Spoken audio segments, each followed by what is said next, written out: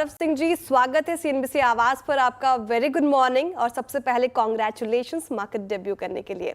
सबसे पहला सवाल गौरव जी यही होगा कि अब जी आईपीओ आ गया तो इस पैसे को कैसे डिप्लॉय करेंगे, कहाँ पे खर्च करेंगे, एक्सपेंशन का प्लान है, टेक्नोलॉजी पर कहाँ डिप्लॉय करेंगे?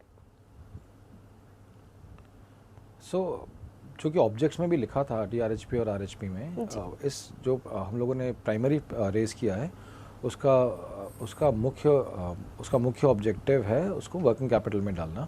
सो एसेंशियली जो हम लोग और स्टोर्स वगैरह खोलेंगे और एग्जिस्टिंग स्टोर्स में भी जो और इन्वेंटराइजेशन वगैरह करना होगा, इट विल बी ये प्राइमरीली उसके लिए यूज़ होगा जो हमने पैसे रेज किया है। उसके अलावा आई थिंक जो टेक्नोलॉजी इन्वेस्टमेंट वगैरह है वो तो हम करते रहते हैं और वो हमारा जनरल उसमें रोज़मर्रा के उसमें P&L में कवर हो जाता है। हाँ, तो गौरव जी डिटेल में जानना चाहूंगी, अभी आपके पास आप 117 सिटीज में और 275 स्टोर्स हैं जो डेटा मेरे पास है। नेक्स्ट 3 to 5 इयर्स कैसे एक्सपेंशन का सोच रहे हैं आप? पैन इंडिया कहाँ पर ज़्यादा अपनी पेनिट्रेशन बढ़ाएंगे आप, क्योंकि ऑनलाइन से आप ओमनी चैनल हो गए हैं अब, तो यहाँ पे एक्सपेंशन कैसा होगा? अभी तो हमारी जो प्रेजेंस बढ़ेगी वो मोर और लेस जैसी अभी है वैसी होगी। अभी भी हम लोग किसी जोन में कॉन्सेंट्रेटेड नहीं है। अभी भी अगर आप देखोगे तो नॉर्थ, साउथ, ईस्ट, वेस्ट में हम लोग लगभग बराबर डिस्ट्रीब्यूटेड है और हमारी परफॉर्मेंस लगभग हर जगह लगभग बराबर होती है। उसका सबसे बड़ा रीज़न ये है कि हम लोग नेशनल ज्वेलर की तरह शुरू हुए थे। हम लोग एक लोकल ज्वेलर, साउथ का ज्वेलर या नॉर्थ का ज्वेलर नहीं थे, इसलिए हमारी जो स्टोर्स की परफॉर्मेंस है वो नॉर्थ, साउथ, ईस्ट, वेस्ट हर जगह स्ट्रॉन्ग रहती है। तो हम जो एक्सपेंशन करेंगे वो सारे रीजन्स में ही होगा। एंड आई थिंक एक और जो चीज़ काफ़ी अच्छी दिखी है हम लोगों को वो ये है कि टियर 2, टियर 3 सिटीज़ में भी हमारा रिसेप्शन काफ़ी अच्छा मिला है और ऐसे काफ़ी सारे शहर हैं जहाँ पे हम ग्रो कर सकते हैं। तो जो हम ग्रो करेंगे वो एक तो सारे रीजन्स में होगी और उसके अलावा वो मेट्रो टियर 1, टियर 2, टियर 3 सब में डिस्ट्रीब्यूटेड होगी। ओके, टियर 2, टियर 3 में भी क्योंकि अच्छा ग्रोथ दिखी है तो वहाँ पे भी आप थोड़ा और ध्यान देंगे। वैसे गौरव जी इंटरनेशनल एक्सप्लोर करने का प्लानिंग है क्या आपका? क्योंकि इंटरनेशनली अगर देखें तो लाइट वेट और कंटेम्प्रेरी इंडियन ज्वेलरी की डिमांड तो रहती है, तो वहाँ पे एक्सप्लोर किया जाएगा? आइडिया आपका बहुत ज़्यादा अच्छा है। अभी हम लोग इंडिया में ही काफ़ी ज़्यादा अपॉर्चुनिटी दिख रही है, इसलिए इंटरनेशनल कर नहीं पा रहे हैं।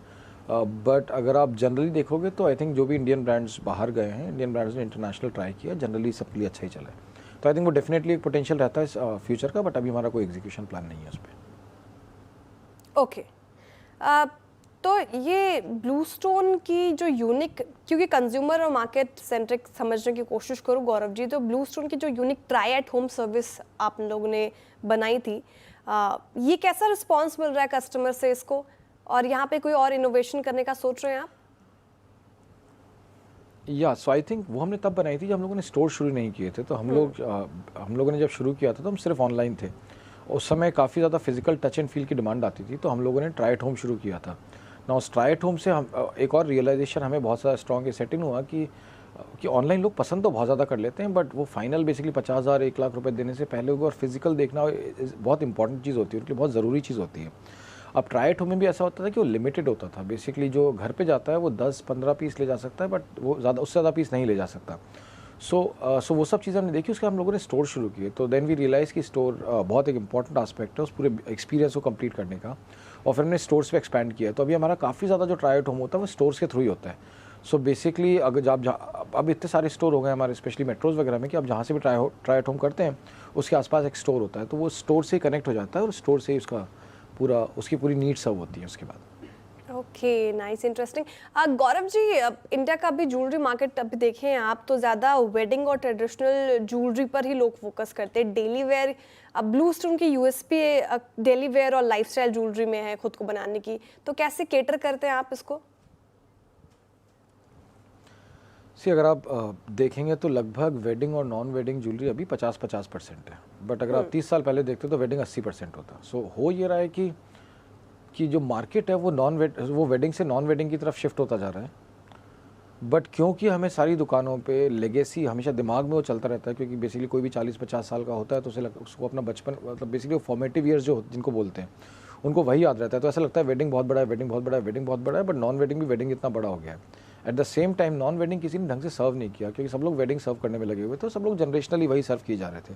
सो आई थिंक नॉन वेडिंग बहुत ज़्यादा बड़ी अपॉर्चुनिटी है। ये अपॉर्चुनिटी जो ज़्यादा जिसकी ग्रोथ भी फास्टर है वेडिंग से, और वहाँ पे बेसिकली हम लोग, इसीलिए अगर आप हमारी YOY ग्रोथ देखोगे जो 40% के आसपास आती है, या सेम स्टोर सेल ग्रोथ देखोगे जो पिछले साल की 30% से ऊपर थी, उन सब के बहुत बड़े रीज़न नहीं है, क्योंकि मार्केट उधर से इस डायरेक्शन में शिफ्ट हो रहा है, बट जो लेगेसी प्लेयर्स हैं वो स्पीड से शिफ्ट नहीं हो पाते वहाँ पे।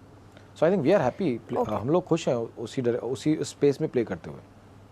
Okay, nice nice. Gaurav ji, बहुत शुक्रिया आज हमारे साथ आप जुड़े और तमाम सवालों के जवाब आपने इतनी अच्छी तरीके से दिए। बहुत शुक्रिया आपके वक्त के लिए। All the very best for upcoming quarters. बहुत शुक्रिया। चलिए, अब वक्त हो चुका है छोटी सी